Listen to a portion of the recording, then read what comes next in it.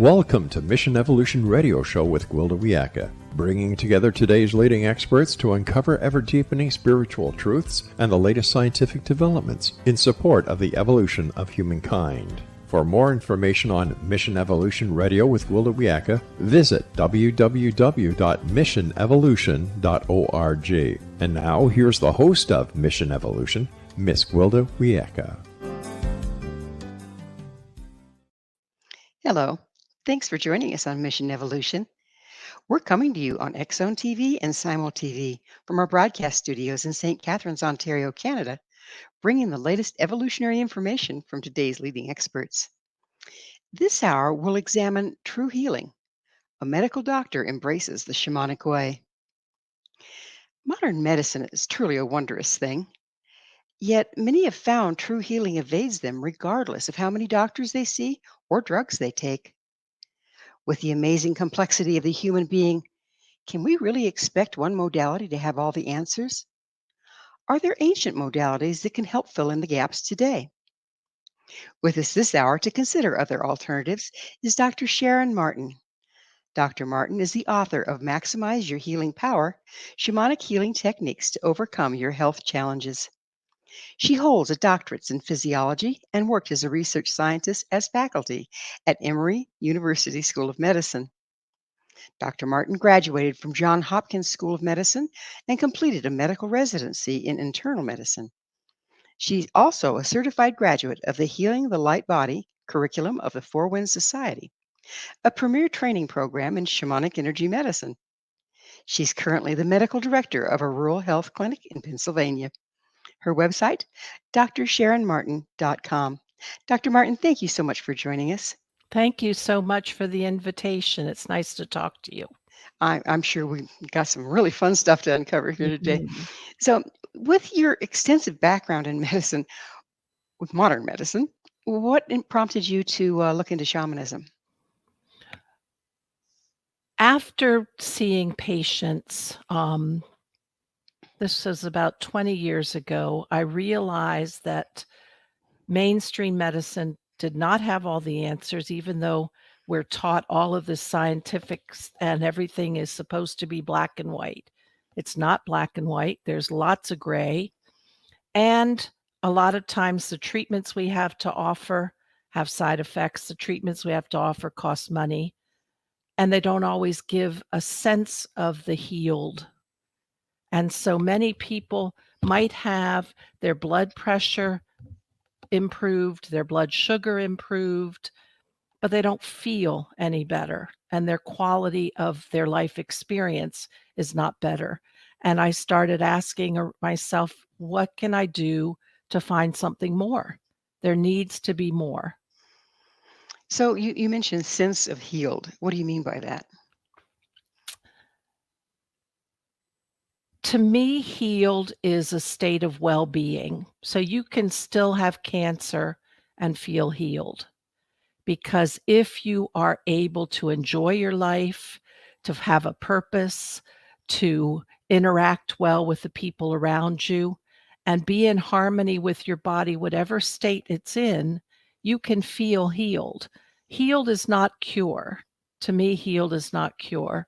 But so many times in mainstream medicine, I couldn't even get my patients to feel improved. Their well-being did not increase. And it may have actually worsened because the medicines that we have nowadays for real diseases, diabetes, high blood pressure, et cetera, they cost money. So I'm looking to provide to my patients more than just a prescription. I want them to be able to feel good about, and I'll talk about this spiritually, about their soul path. That what are they here on earth for? Can we amplify their soul purpose? Can we get their feeling that they are doing something in life, with life? So, what drew you then to the shamanic way? I've always loved nature. I've always loved animals. So I think at my core, I'm very much in that animistic field. I believe in, even as a kid, I would sense that I could be in conversation with nature elements. But I was reading a book, Shaman, Healer, and Sage by Dr. Alberto Villoldo, and saw his picture on the cover and got one of those things I call a nudge from spirit. I got a zing. And I said, I have to explore this. And it opened up my world, my spiritual world, and my healing world, because I saw that the way the ancient medicine men and women did things had power, and people felt good when they were attended to. Dr. Martin, would you mind defining shamanism as we'll be speaking of it here? I'm not sure I think of it in the textbook way. Mine is more of an experiential. I don't I'll tell you what I don't think it has to be. When we think about shamanism, we often think about Native Americans or Mongolians and masked and drumming and rattling and chanting. And I don't think today, anyway, that we have to do that to accomplish what I call shamanism. To me, a shamanic experience is where the human links up with the unseen world, with the forces of nature, with spirit, something bigger than the human self, and engages with those forces to bring about a shift in the human pathway, whether that's a healing pathway, a life outcome. Um, and so for me, a shaman is someone who negotiates that interaction and helps the client achieve the power that can be had from linking up with the unseen, with the forces of the universe. So the drumming and the chanting and the and fire burning and the rituals that you mentioned before, are those a one method to access this unseen world that you're talking about? I think they're very powerful methods. I think it helps filter out your human mind. I think it helps shift you into altered state, which is very powerful and wonderful. So if you do go to a fire ceremony with drumming, you can achieve that. If you do go into a sweat lodge and achieve an altered state there. But I don't think that it's essential for that core interaction. Um, I do think you have to be willing to anybody has to be willing to step outside of their human mind. So whether a guided meditation, a visualization, a journey, some way you have to access where the human subconscious interacts with the universal field. And So I in other think words, go I'm ahead, I'm sorry. sorry, Gwilda. In other words, when people come to your office, you don't have to have drums and rattles and masks going on. No, no, I don't. Um, is it more powerful if you have that? You could probably get there, and when I say there, I mean that space where you're linked up. You can probably get there more quickly, but you don't have to have it. So, is there some scientific proof? I mean, you're a doctor, you're a scientist, you're a Mhm. researcher. Is there some scientific proof that shamanism works or exists at all? I'm sure that there are studies, and I'm not familiar with all of them, and the people who have explored this a lot are, um, like Larry Dossey and The Power of Prayer. Um, there are people who have shown these things to work. I don't rely on studies, even though I am and have been a scientist. For me, this is a very experiential. You know it when you feel it. And we don't always have a way to prove that scientifically. But this again is a realm that is not dependent on the strict logical materialistic reductionism. This is experiential. And when you hit a transcendent moment, there's no going back.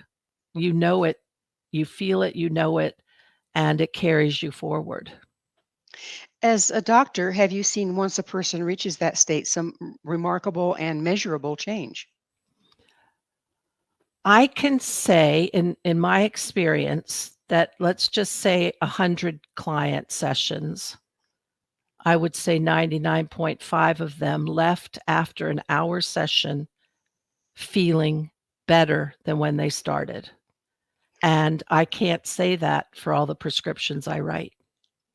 I So mean, what people feel better because you're engaging them at their deepest core subconscious and soul level. You're engaging their energy field, even if they don't know that they have one. And that is our link up to the universal field. And if shifts are made there, those shifts trickle down. So I think once you experience it, I think you're hooked. I got hooked. so we're about out of time in this segment, but what does it look like? What does an hour session look like? Do you do that in your office? What does it look like when you're doing that? I haven't done any lately because I'm busy launching my book. But a session is, and it can be done remotely because these are connections in the universal field, the collective consciousness. These do not have to be physically present. And the client has to be willing to, I call it suspend disbelief, be willing to just accept that they're going to be in a relaxed state, follow my suggestions, and a client will always follow what feels right to them and they won't follow what doesn't. So you don't have to worry about being taken over or being exploited by the practitioner. But if you're in that relaxed state, and then the practitioner is trained, whether it's Reiki, whether it is other energy work, whether it's shamanic work for clearing the energy field, they're trained in those techniques and they'll do what they do. And then the person can feel it. And you know that, Gwilda, from your experience. Well, unfortunately, it's time for that commercial break, but we will pick up on this on the other side. Dr. Martin and I will return very shortly, so don't go away. This is All Mission right. Evolution, www.missionevolution.org.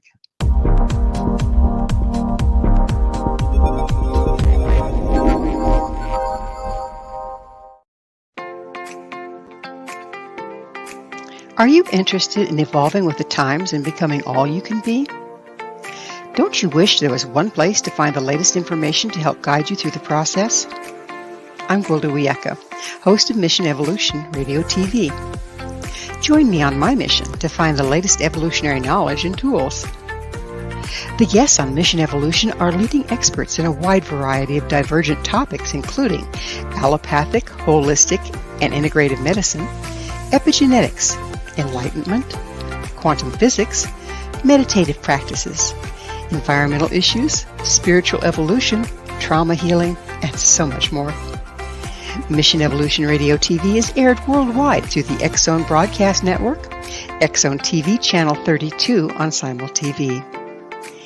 You can enjoy our archives of radio or TV shows with our compliments at www.missionevolution.org. Come see the amazing lineup of guests and topics. With more than 200 episodes to choose from, you're sure to find what you're looking for.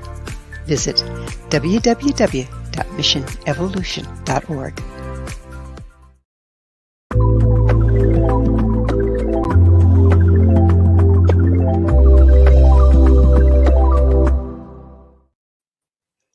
Hello again. This is Mission Evolution, missionevolution.org. With us this hour discussing shamanism and allopathic medicine is Dr. Sharon E. Martin. Her website, drsharonmartin.com. Sharon, I understand that you also help empower people by teaching ceremony. Where do you get these ceremonies? I learned ceremony first from Alberto and the Four Winds Society. So those are ceremonies practiced by the Peruvian Andean indigenous cultures. They're very closely related to Native American ceremonies and probably related to many other cultures. They're the use of connecting to fire, with fire being an incredibly transformative element, and humans and fire go back thousands of years, hundreds of thousands of years. So those ceremonies directly I learned from Alberto and his senior faculty. But then I've also studied with other mystics and seers, and I've also trained as a hypnotherapist. So there are many ways to approach having yourself and the client enter a ritual, which is a ceremony is a sacred process, and it engages you at all levels. And so there's many ways you can do these. Well, there's a big issue that's been up for quite some time, and that's appropriation of ceremony. Where do you stand on that? It is a topic. I don't want to sound insensitive, but all of us were indigenous at some point. If we go back, if we did 23andMe or DNA or whatever, we're all indigenous. I think that, like plagiarism of other sorts, you want to make sure you acknowledge where you learned it and that that it's your style and not directly, may not be pure. But I don't think for efficacy in today's energy medicine and shamanic approaches, I don't think you have to be a purist.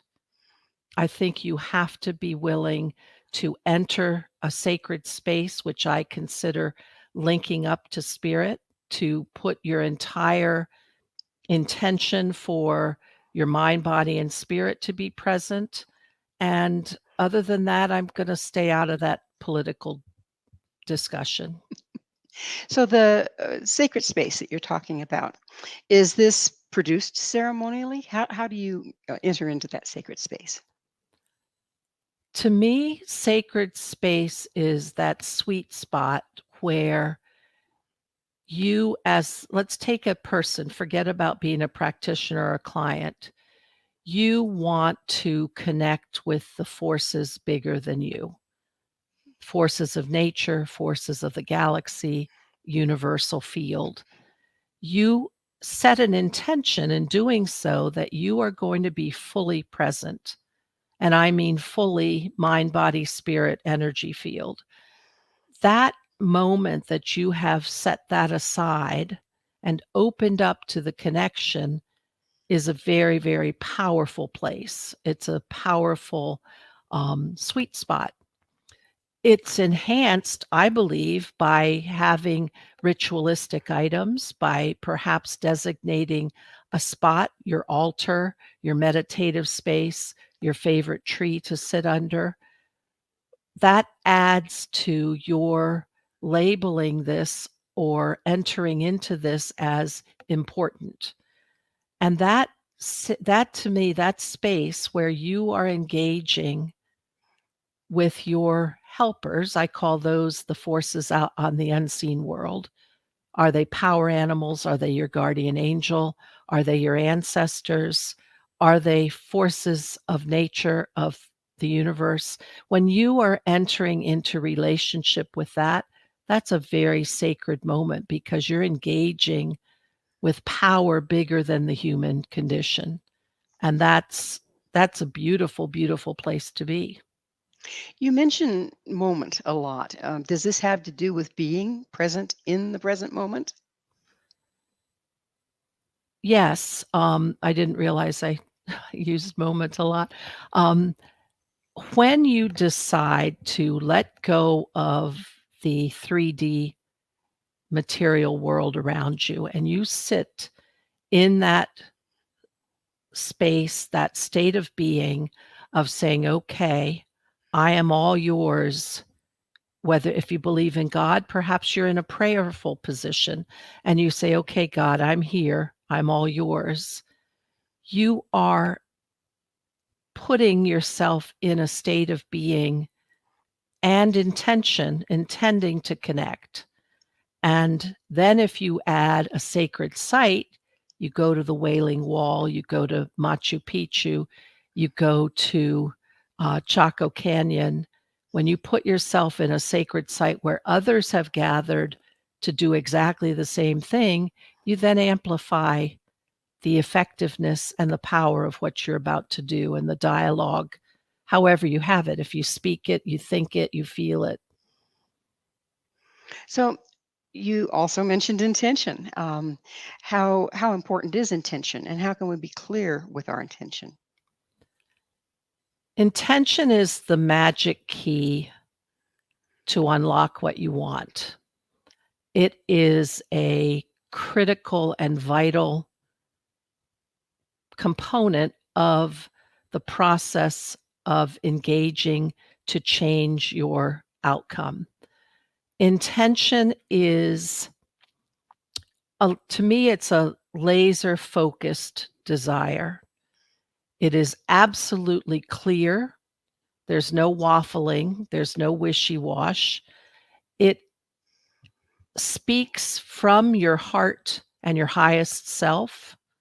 So you can have an intention that's very material world oriented, and that doesn't have the power as something that comes from you having contemplated on it when you're in meditation, engaging your heart and your subconscious.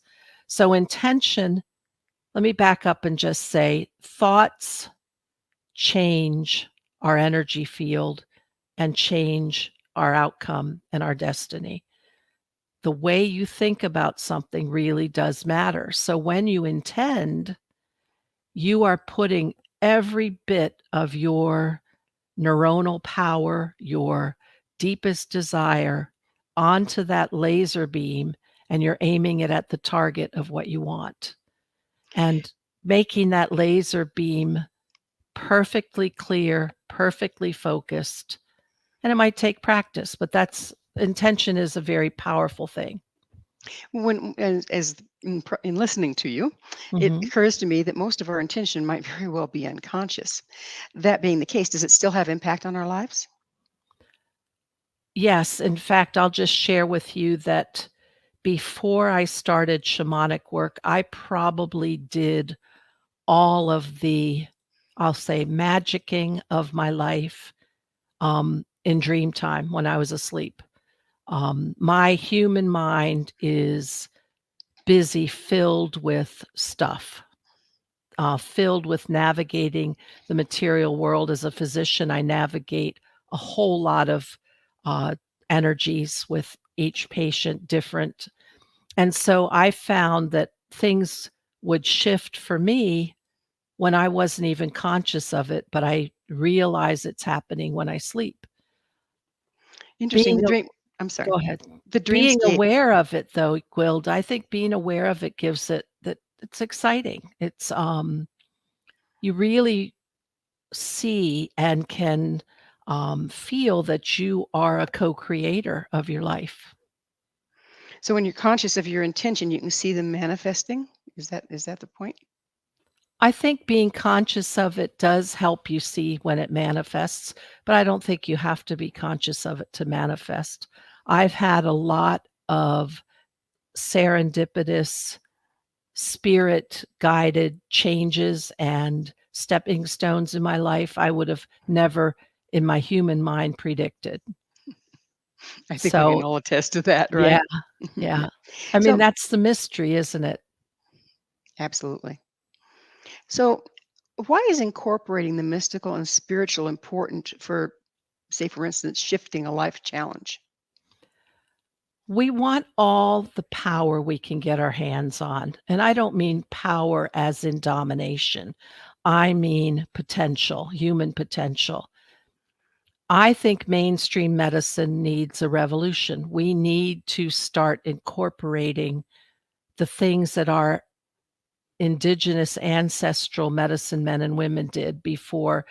Their science is beautiful. I'll just say science has a lot of phenomenal things, but we have a huge piece that's been set aside because it didn't have, quote, scientific proof.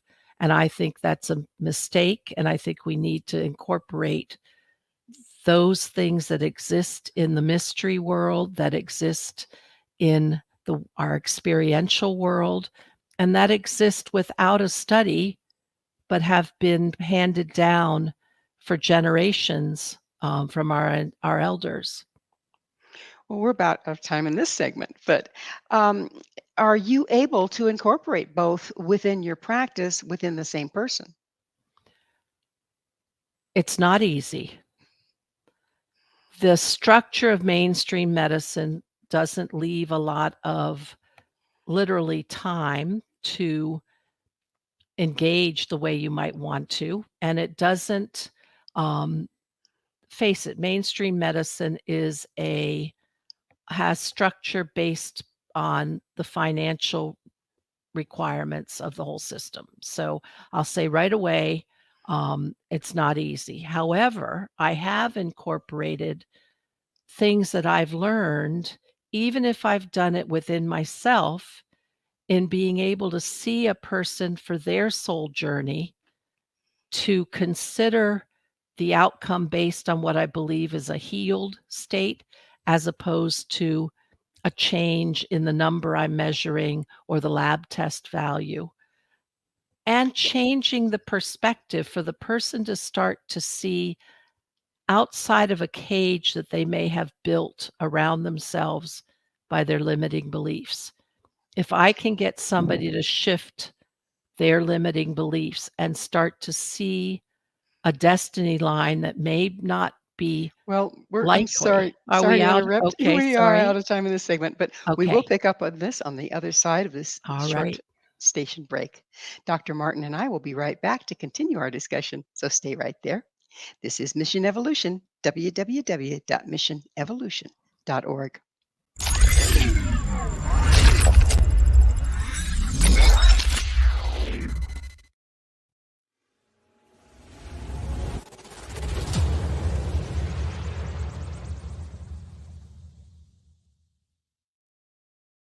So I was watching the X Zone TV channel last night when I was abducted by aliens, and they kept repeating to me over and over again, simultv.com, simultv.com. What's simultv.com? That's what I asked them. They had it written on the side of their UFO. How do you spell that? UFO. No, I mean simultv.com. simultv.com. simultv.com. Right. simultv.com. Interesting that you were abducted by aliens in a simultv.com UFO last night. Oh, yeah? Yeah. Now that you mention it, I remember now last night I was awakened from a deep sleep. My great-grandmother was standing there. She said she'd come from the hereafter to tell me about simultv.com. She even spelled it out for me. simultv.com, sonny boy. simultv.com. simultv.com, sonny boy. Wow. Yeah. Guys, you'll never guess what my psychic guru just told me. simultv.com. Exactly. Are you guys psychic too? Of course. We all know about simultv.com. simultv.com.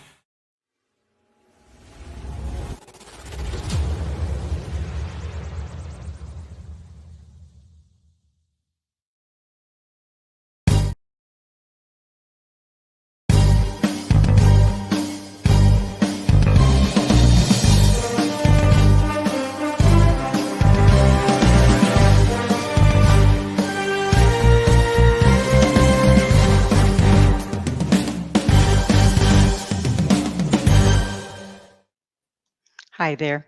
This is Mission Evolution, missionevolution.org. Our guest this hour is Dr. Sharon E. Martin. Her website, drsharonmartin.com. Dr. Martin, we were talking about integrating in your practice the shamanic way and allopathic medicine. And I think we ascertained that there isn't exactly an insurance code for shamanism, right? Oh, yeah, no. Do you see a difficulty, or do you run into a legal difficulty trying to integrate the two? I think mainstream medicine has gone down a rabbit hole of medical legal liability. So there are going to be patients who live in that world, in that fear, and in that expectation, and I need a guarantee. And when something does not have scientific proof, in that world, for many people, you can then hold it to um, an absolutely unattainable status. You hold it to a level that we cannot prove it. It's two different worlds. It's apples and oranges. But I think mainstream medicine can absorb, even within this financial paradigm and the time constraints, you can absorb key elements. And that I found was helpful for me, because if I take on assessing a person and I can assess holding the possibility that what I'm seeing is not lethal, I am doing shamanic work. I am asking for all the forces that come into play to help bring it over to that maybe not probable, but still possible destiny line. And so even that is important, I think. And even seeing things from a different perspective, knowing about the energy body, you can see somebody's life force. You don't need blood tests to show you that. So, do you find that you can combine sacred space, say, for instance, in your office, which I assume would relax the person more Mhm. without challenging their belief systems? And also, can you use, when you're getting all the scientific data in front of you, can you also then use shamanic knowing or shamanic information access to help with diagnosing? So I was telling somebody this the other day, that since I studied shamanism and then explored the esoteric with other teachers, my intuition and knowing has increased exponentially. Um, and I think we all have that potential for accessing intuitively, accessing universal truth. And then setting up space. Well, what I did a couple of years ago, and this was right at the beginning of COVID, when things were unbelievably stressful, and each encounter in the office was fraught with fear. We didn't know what this virus was going to do. So you're all gowned up and masked up and gloved up, and you're afraid of the person and afraid for them. And and then you have several people die. It keeps your fear pretty high. But I took pictures around my property. I live in a very rural area in South Central Pennsylvania, and I have a miniature donkey, and I have horses, and I have chickens, and I have dogs and cats, and I rescued 2 pygmy goats. I took pictures of these outdoor animals in the outdoors, and I put them up on these photo tiles and put them up in the office. And everybody comments on them. Everybody loves them. They say, "I'm so happy to be here. I love seeing these animals." I think that is a type of sacred space. I think that engendered a good feeling, and starting off with a sense of, "Ah." How interesting, because shamanism, as I understand it, is earth based, that it works with the power of the elements, and star based as well. But it works with the power of the elements and the earth herself, and aligning with that is part of what brings healing. So, do you see that when people are put in that kind of an environment, they're easier to treat? Things come to the surface as to what needs to happen more readily? Definitely for myself, because then I am more relaxed, not watching the clock, settling in. I do also think that the patients are connecting with nature. And Gwilda, nature is a powerful healing force. And those of us who live in cities don't always get enough of it. So yes, I think that is setting a vortex, so to speak, of let's join in these kinds of feelings, these kinds of energies. And I'm an earth girl. I love animals. I love the land. So do you incorporate in your space, do you call upon the directions or cast a circle or work with the medicine wheel just for yourself before you start your practice of the day? Um, Lately, no, I've shifted to something else. On my land, yes, because I have a fire pit and um, I know instinctively now where the directions are.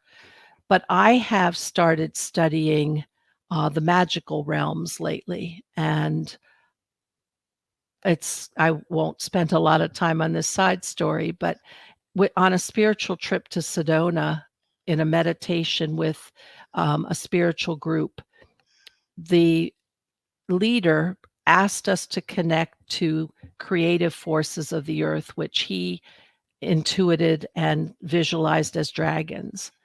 And I consider those creative forces of the universe, earth, earthbound, earth-centered creative forces. There are celestial creative forces. And those energies I continue to call dragons. So nowadays, I don't do the medicine wheel as much as I engage with the dragons. And those to me are powerhouses of energies of the earth. Are they more of a composite than just working with the directions and in their archetypal form? Probably yes, because um, the directions literally are bound to a cardinal point on the compass. Dragons are ribbons. They are directions don't move. Dragons move. Dragons change. And again, if you think of them as currents of energy, which you don't have to believe in magic. You don't have to see them as dragons to feel their force. So yes, those are much more encompassing and probably taking on you could have dragons that have qualities of each of the directions built in. So to be clear, we're not seeing something fire breathing coming down into our work so much as it's an archetype for the energies we're working with. Gwilda, I lost you for a second. I didn't hear what you said. That's Could you okay. repeat? I said just for clarity for our audience, you're not talking about fire breathing beasties that come down and toast us in the physical. You're talking more about an archetype that represents um, energies. Is that correct? Yes, although I have interacted with dragons that are, I'll use the word fire breathing in terms of filled with power that could be harmful. Um, but I am engaging with them as energies of deep primordial earth that are consisting and engaging in creation. This is what I think our indigenous dreaming cultures linked with. This is how take the Aboriginals dreamed with these forces. I think these forces exist out in Southwest United States in many of the sacred sites. So I don't see them as, although there are lethality, forces of lethal and not necessarily um, beneficial intent. I met some of those in Iceland. So there are forces that could harm humans, but I don't engage with those. So let's back up just a little bit, and we are just about out of time in this segment. Okay. But when you're working in your office, and I take it that you're also trained in shamanic healing, and not just the access points. When you're working in your office and you suddenly get a feeling, man, this person's illness is really spiritual based, and they really could use some spiritual healing versus what I offer as a physician. How do you approach that? So that happens a lot. I can see a drain in their life force, and I can see stuck energies. And then I say, I want to share something with you that is not scientifically based. It's my spiritual and philosophical belief, but your life force is not flowing fully. People get it. They get it. And then just say, I don't, I don't know how I would take it exactly, but say, let's get you some power to have you go forward in life the way you want to because you're stuck or you feel I see burdened, I see heaviness. Oh yeah, I feel like I'm weighed down. People get it. And then do you set up a session where you're working strictly spiritually or shamanically? I haven't offered that directly. The people who are interested ask, and then I point them to my website. But in that moment, I don't feel, and perhaps still a little fear of the medical legal. I don't come right out and say, come work with me in this other arena. But I Right. do say, here, I think you could clear your energy field, and here's how you can do it. Gotcha. Here's Well, how you can take a problem to the fire. we're going to have to take another commercial break, but please stay with us as Dr. Martin and I continue to explore ancient and modern healing. This is Mission Evolution, www.missionevolution.org.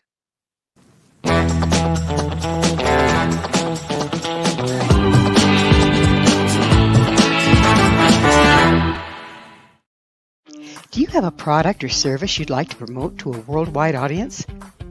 Imagine your product featured on Mission Evolution Radio TV. If you're interested in showcasing your work, Mission Evolution is broadcast to the X-Zone TV Channel 32 Simul TV, on the X-Zone Broadcast Network, YouTube, iTunes, iHeartRadio, Amazon Music, Audible, and many other audio and social media platforms. Our professional studios can produce and broadcast your custom high-quality ad. It will be permanently embedded in each episode and featured in the archives for years to come. Together, we can make it happen. Contact us at info@missionevolution.org for more details. Spaces are limited, so don't miss out on this great opportunity. Email info@missionevolution.org today.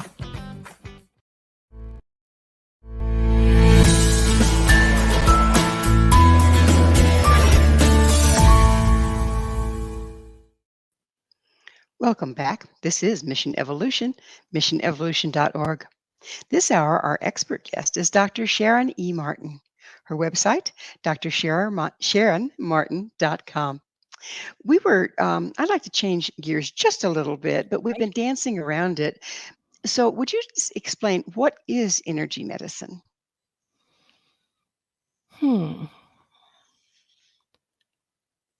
Let me back up just a little bit and define. Each person has an energy field that exists. It's maybe people see it as an aura. And I believe that's our connection to the universal field. So to me, energy medicine is where you work within that field, the individual field.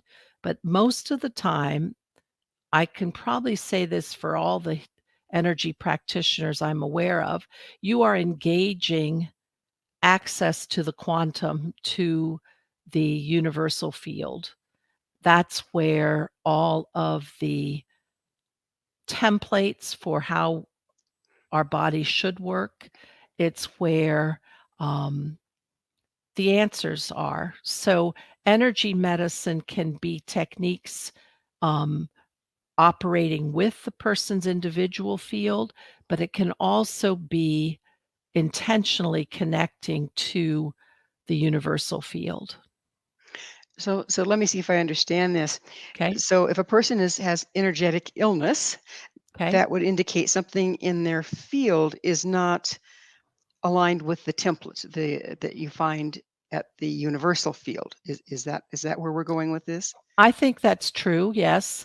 Um, each species has, I believe, I don't know if I have any proof, but each species has an original biological, the way it's supposed to be. The human body has a way it's supposed to be. People who have energetic illness, they may have errors, contamination, clogged up places in their energy field, which is where their physiology downloads from. So when you clear that, to me, you're clearing the connection to be able to download the original universal healed state better. So it trickles down. In other words, if there's illness in the energy field, eventually it manifests physically. Yes. Okay. So how's that? How do you achieve that? I mean, we're talking, um, theory here, but what's the logistics? What does that look like when you're doing it for someone? So take the Peruvian shamanism that I studied. There are techniques to clear the energy field and bring in new and higher vibrating energies. It's taught as a process called illumination. There are extraction techniques, clearings where you can, the practitioner can pull out either fluid contamination from the field or a fixed dense contamination. So those are ways the Andean medicine men and women had actual processes. Now, I don't know that you could say the same for in terms of a process from, say, a Mongolian shaman, but I believe that they are doing the same thing just in a way that I haven't learned and may not actually show actually working in the energy field. They may be in an altered state, communicating with the universal field on behalf of their client. They may not be actually showing in the literal world that they're working on the field. Showing in the you mean that you They can't may tell not what they're be doing? right, they may not be doing a process with the client lying down and you're clearing the field or, working on the chakra systems. They may be in an altered state, communing with, the collective, the universal consciousness. At the same time, they're communing with the client? Correct. Mhm. Okay. So it's kind of invisible in that case. Right, so you might not think that anything's going on. So is that considered working without permission? I think yes, you can have people who work without permission, which is a big ethical no-no in my opinion. But I think in the case, and I'm just using my limited knowledge of Mongolian shamanism, the client went to them and paid them for a session, brought vodka, brought tobacco. Um, so in that sense, they have permission. So let's bring, fast forward to the modern world. Mhm. Um, how do we know we have permission if you're sitting in your office and you're talking to someone, but you're also working on the other level? How does that work? How do you stay clean there? I make the assumption that when a person's coming to me as a patient that they have asked me to provide medical and healer support. If I'm going to ask them to do anything, I preface it by saying, here's what I believe. I can show you something. Do you want to know? Where for me it's unethical is I can walk down the street and see something that I see is really obviously energetic. And let me back up and say many people have empathy and sympathy and compassion. And so they see and they go, "Oh, oh, okay, that poor person, I'm gonna pray for them." Well, prayer is in effect an energy exchange. I do not think you should engage with someone else's energy field without permission. And luckily, I believe there's a spiritual law that is in place that says our energy fields are sovereign. So I think there is some safety mechanism. But just because you're compassionate and you want to help doesn't mean you should. That brings a whole new light on prayer groups, doesn't it? I don't think now people who are in a church group, they know prayer group is going to meet. That it's a perhaps unspoken permission. But it's But then when there's the go other ahead. other side of it when they're working on someone outside of their parish, um, like I bring them to remember the light kind of thing. Yeah. sitting in a conference. I forget where I was, but it was a shamanic and energy conference, and the two women next to me were upset with a particular speaker, and they decided amongst themselves, I could hear them talking, that they were going to energetically fix that. Mm. That to me is a huge no-no. That's black medicine. That's bad juju. I don't believe in am I always 100% ethical? If I'm not, I'm not aware. I try my very best to be clean. Well, it sounds like we really kind of need to reframe a lot of things once we start incorporating the understanding of the power of energy. Yes, I don't you may not be a blues fan, but Joe Bonamassa is like this amazing blues guitarist, and he has a song. I was actually listening to it on the way here today. Just 'cause you can don't mean you should. Exactly, exactly. So this is about the portion in the program where I have to ask, Mhm. Dr. Martin, what is your mission?